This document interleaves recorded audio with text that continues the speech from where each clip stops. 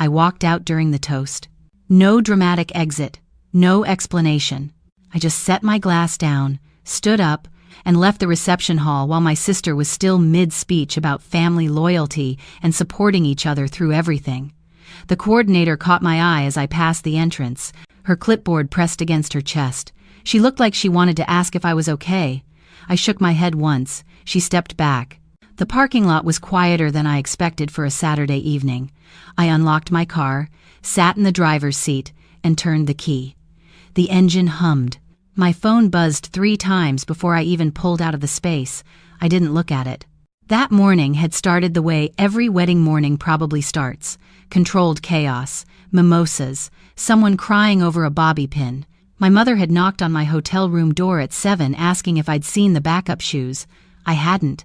I'd been awake since 5, staring at the ceiling, trying to figure out when exactly I'd become the person everyone expected to just handle things.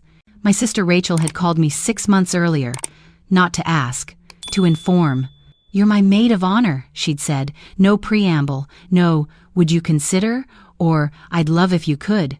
Just a statement, delivered the same way she'd announced she was getting married, the same way she'd told me she'd borrowed my car for the weekend without asking, the same way she'd informed me at Christmas that Mom and Dad had co-signed her student loans even though they'd refused to do the same for me 3 years prior.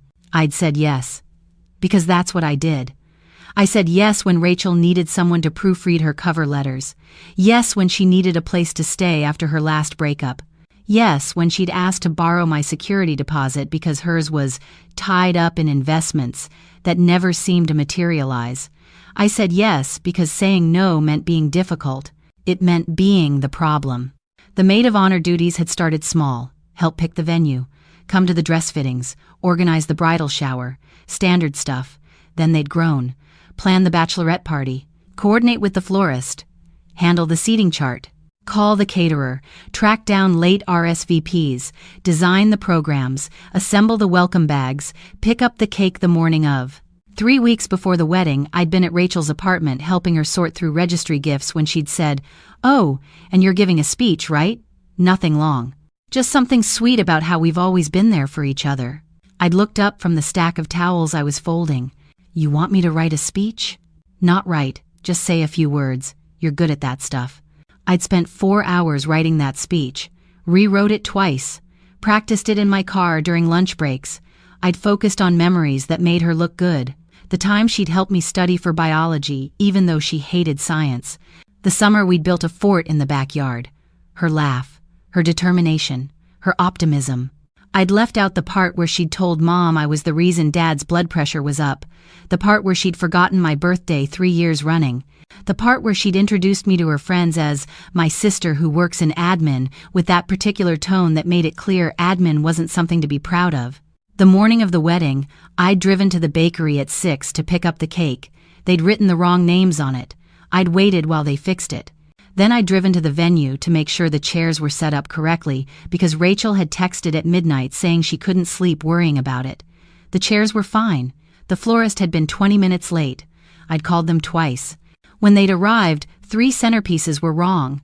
I'd helped them fix it while my hair appointment slot passed. I'd made it to the salon 40 minutes late. The stylist had squeezed me in but rushed through the updo. It looked fine in the mirror.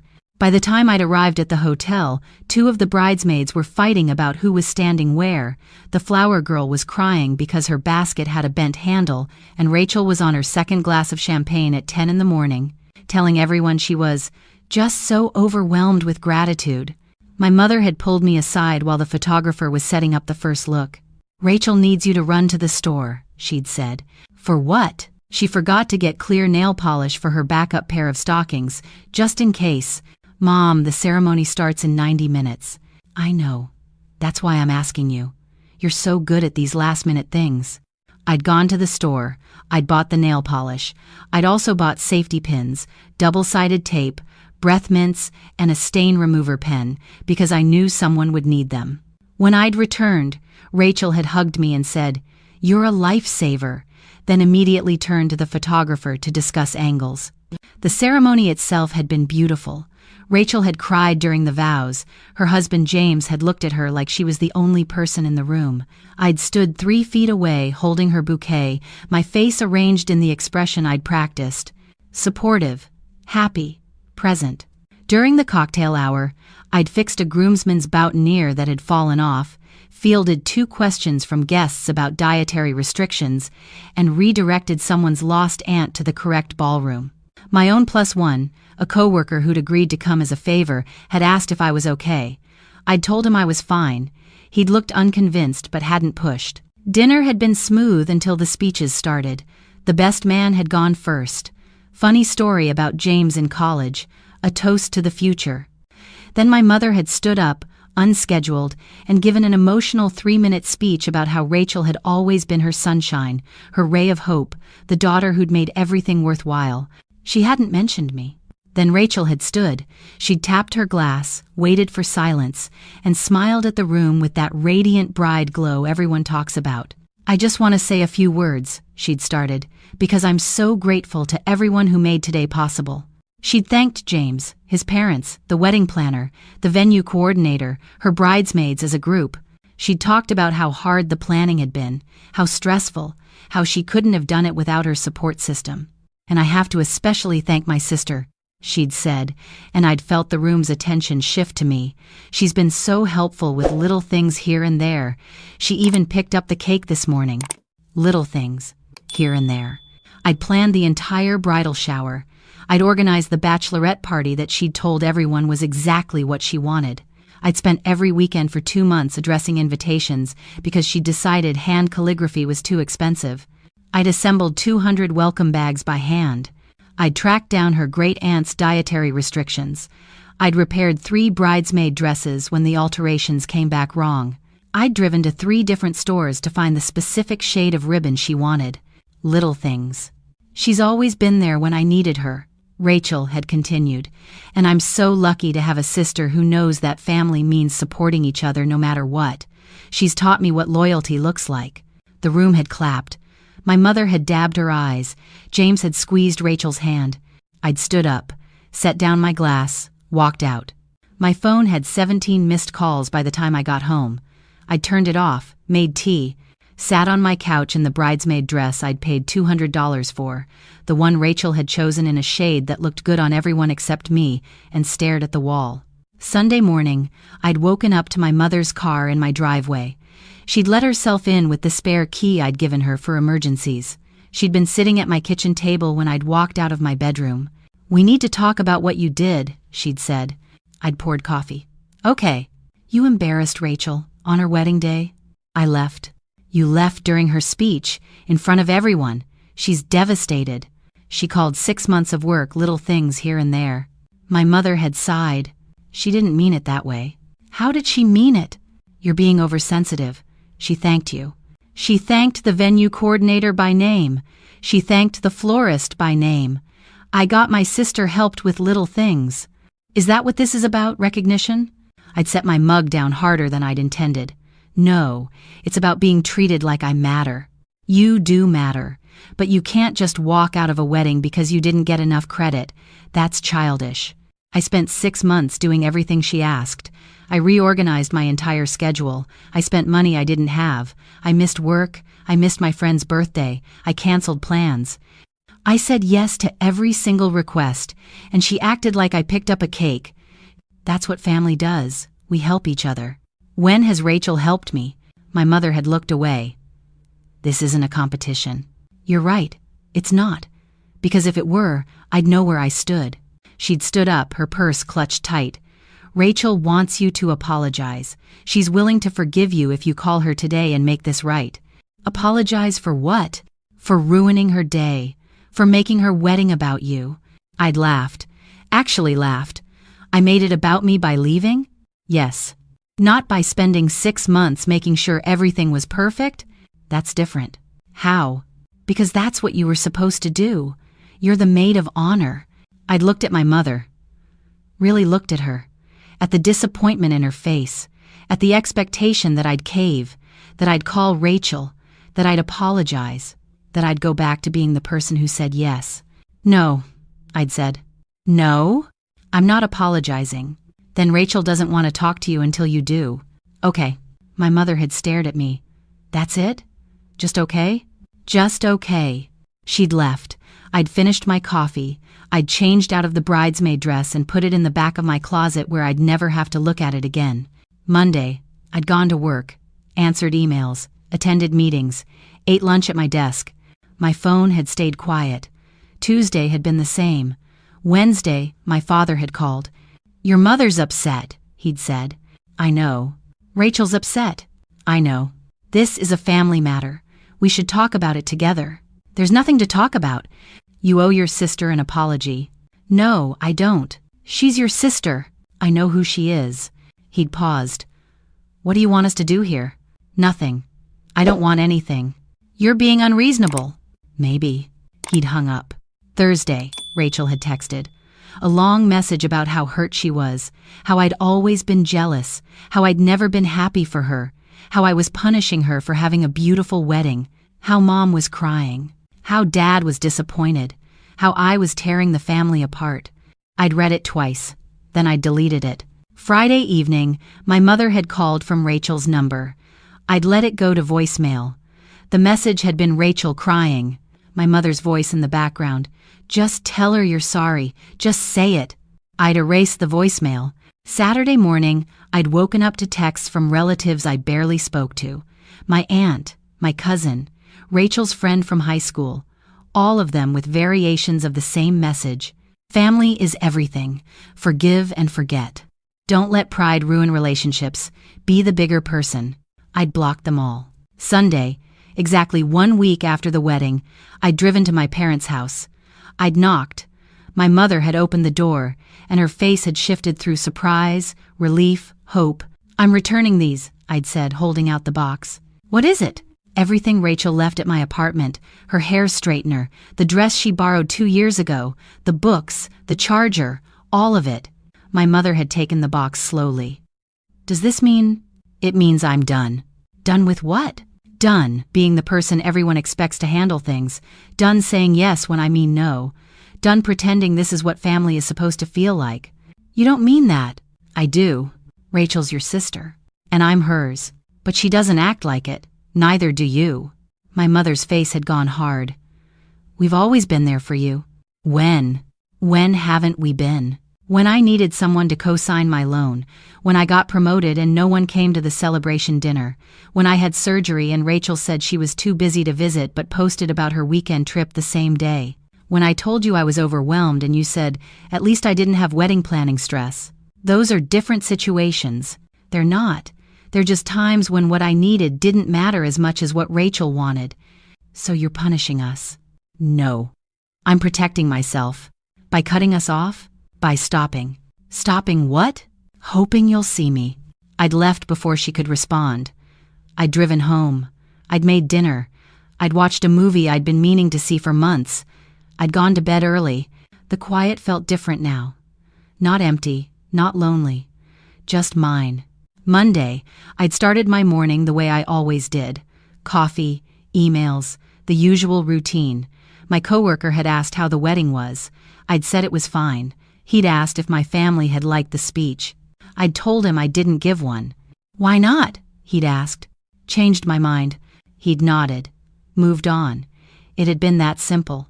3 weeks passed. My phone stayed quiet. I'd stopped checking it for messages that wouldn't come. I'd started going to the gym after work. I'd signed up for a pottery class I'd been considering for years. I'd called a friend I'd been too busy to see and made plans for dinner. My apartment felt lighter. I'd rearranged the living room, donated the clothes I'd been keeping for Rachel to borrow, cleaned out the junk drawer that had accumulated her spare keys, old sunglasses, forgotten earrings. 4 weeks after the wedding, I'd gotten a wedding photo in the mail. No note, just the picture. Rachel and James cutting the cake, the bridal party in the background. Me, missing from the frame. I'd recycled it. 5 weeks after the wedding, my aunt had shown up at my office. She'd waited in the lobby until my lunch break. When I'd walked out, she'd stood up, her purse clutched in both hands. We need to talk, she'd said. No, we don't. Your mother is beside herself. That's not my responsibility. Rachel is heartbroken. Then she should have treated me better. You're being selfish. Maybe. Family doesn't give up on each other. They already gave up on me. I'm just accepting it. She'd followed me to my car. What do you want? An apology? Rachel will apologize if that's what it takes. I'd unlocked my door. It's not about an apology. Then what? It's about the fact that it took me walking out for anyone to notice I was doing anything at all. I'd driven away. 6 weeks after the wedding, I'd run into Rachel at the grocery store. She'd been in the produce section. I'd seen her before she'd seen me. I'd had time to turn around, to leave, to avoid the confrontation. I'd kept walking. She'd looked up. Our eyes had met. She'd frozen, her cart half full, her expression uncertain. I'd walked past her, picked up the apples I needed, moved on. Wait, she'd said. I'd stopped. Not because I wanted to, because my body had reacted before my brain could catch up. Can we talk? She'd asked. About what? About what happened. Nothing happened. I left. That's all. You ruined my wedding. I left your wedding. You embarrassed me. You embarrassed yourself. Her face had gone red. I thanked you. You thanked me for picking up a cake. I thanked you for helping. I did more than help. I planned everything, and you acted like I did nothing. That's not fair. Fair would have been you acknowledging what I actually did. I don't know what you want from me. Nothing. I don't want anything from you. Then why are you doing this? I'm not doing anything. I'm just done. Done with what? Done pretending we're something we're not. She'd stared at me. We're sisters. We share parents, that's all. That's not true. Isn't it? When was the last time you asked me how I was? Not as a preamble to a favor. Just asked. She'd opened her mouth, closed it, looked away. That's what I thought, I'd said. I'd finished my shopping, checked out, driven home. That night I'd gotten a text from my father. Rachel says you were cruel to her. Rachel and I spoke. That's all. She's crying. I'm sorry she's upset. Are you? Yes, but not sorry enough to lie. What does that mean? It means I'm done pretending everything's fine when it's not. You're tearing this family apart. No, I'm just not holding it together anymore. He'd stopped responding. 8 weeks after the wedding, I'd gotten a letter. Handwritten. My mother's careful cursive on cream stationery.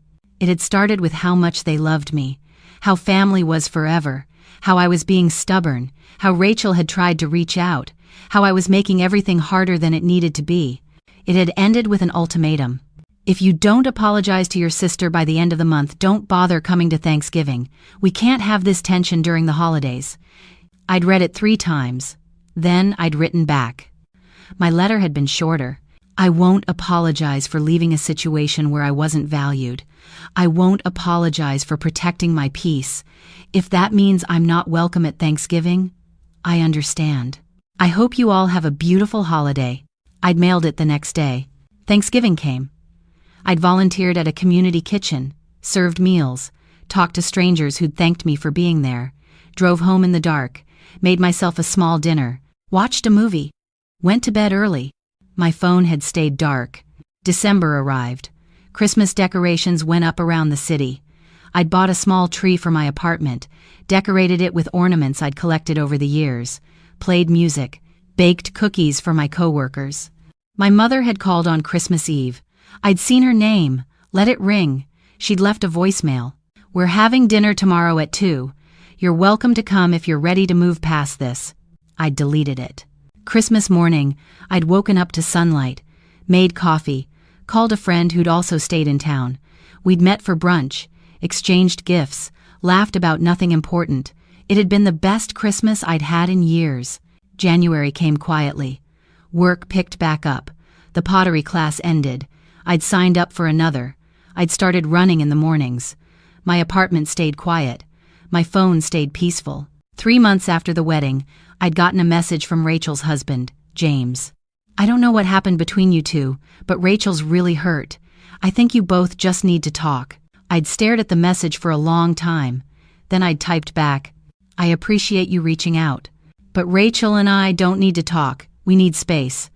I hope you both are happy. Take care. He'd responded immediately. She says you were always jealous of her. If that's what she thinks, then space is definitely the right choice." He hadn't responded again. 4 months after the wedding, I'd moved. Not far, just to a different part of the city, a better apartment, more sunlight, a balcony. I'd hired movers, packed up my life, started fresh. I hadn't told my family. They'd find out eventually, or they wouldn't. Either way, it didn't matter anymore. The new apartment felt like mine in a way the old one never had. No spare keys given out, no emergency contacts who'd let themselves in. Just my space, my rules, my peace. I'd unpacked slowly, arranged furniture, hung art, bought plants, made it a home. 5 months after the wedding, someone had posted photos from Rachel's honeymoon on social media. I'd seen them through a mutual friend's share. Rachel and James on a beach, Rachel laughing, Rachel holding a cocktail, Rachel looking happy. I'd felt nothing. No anger, no resentment, no pain, just nothing. I'd kept scrolling. 6 months after the wedding, I'd been promoted. More responsibility, better pay, a title that finally reflected what I'd been doing for years. My boss had announced it in a team meeting. My coworkers had clapped, taken me to lunch, celebrated with me. I'd texted my best friend. She'd sent champagne to my apartment, called me that night, screamed congratulations, told me she was proud, meant it.